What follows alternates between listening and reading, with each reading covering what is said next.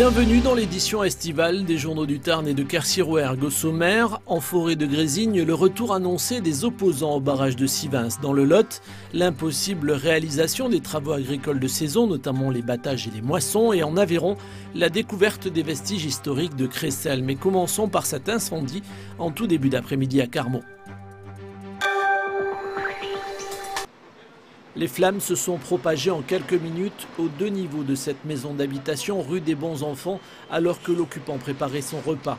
Appelés peu avant midi, les pompiers de Carmaux et d'Albi ont rapidement déployé 3 véhicules et une vingtaine d'hommes.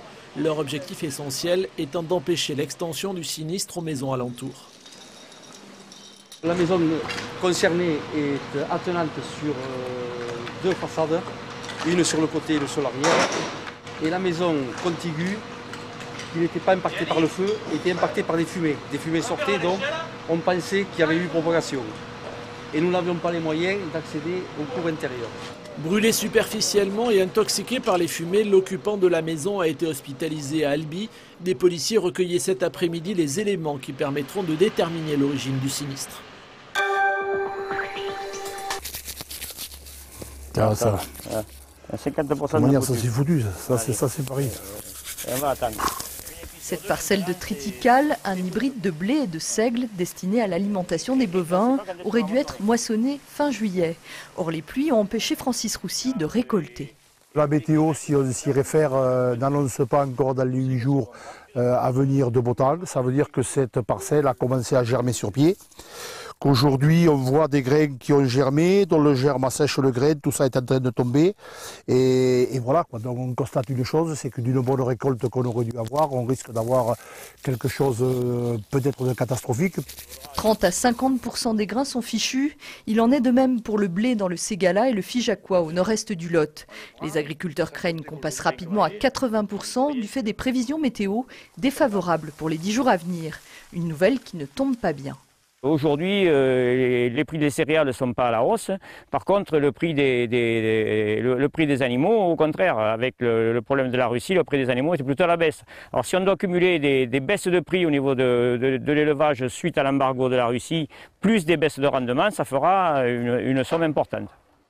L'autre souci de Francis Roussy, c'est l'après. Comment conserver ces épis abîmés ? Ces grains germés, est-ce qu'on va pouvoir les stocker en grande masse? On ne sait pas. Comment ils vont réagir? On ne sait pas.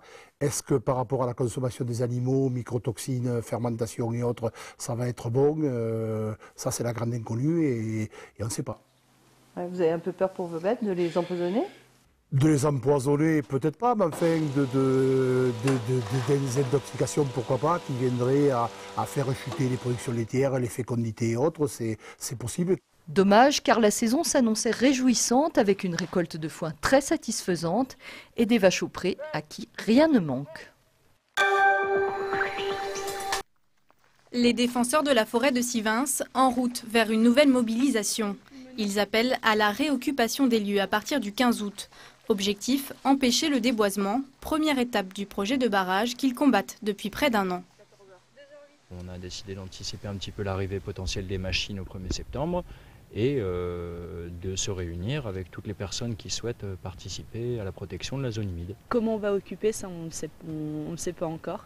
Tout va dépendre, voilà, il y a de la répression, il y a des choses comme ça, on ne sait pas encore. C'est en train de s'organiser petit à petit.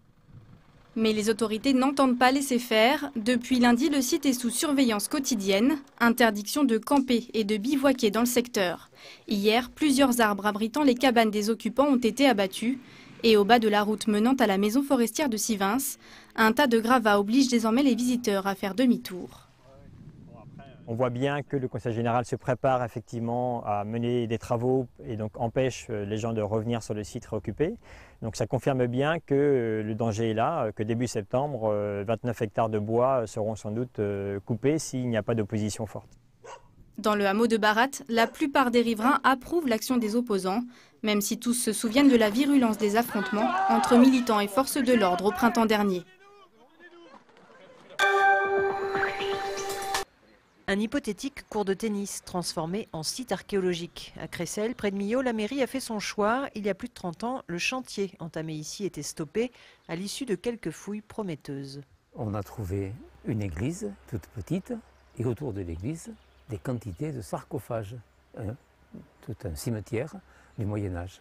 C'est émouvant de retrouver des sarcophages avec encore les squelettes à l'intérieur. On a même trouvé un tout petit sarcophage.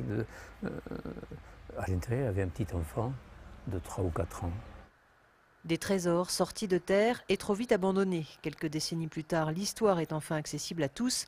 Celle de Raymond VII notamment, dernier comte de Toulouse, propriétaire du sud de la France, de passage ici l'année 1249. Et l'histoire raconte qu'il était obligé de s'arrêter à quelques kilomètres de Millau, dans un petit village à côté de Crécelles, à Saint-Martin-de-Pris.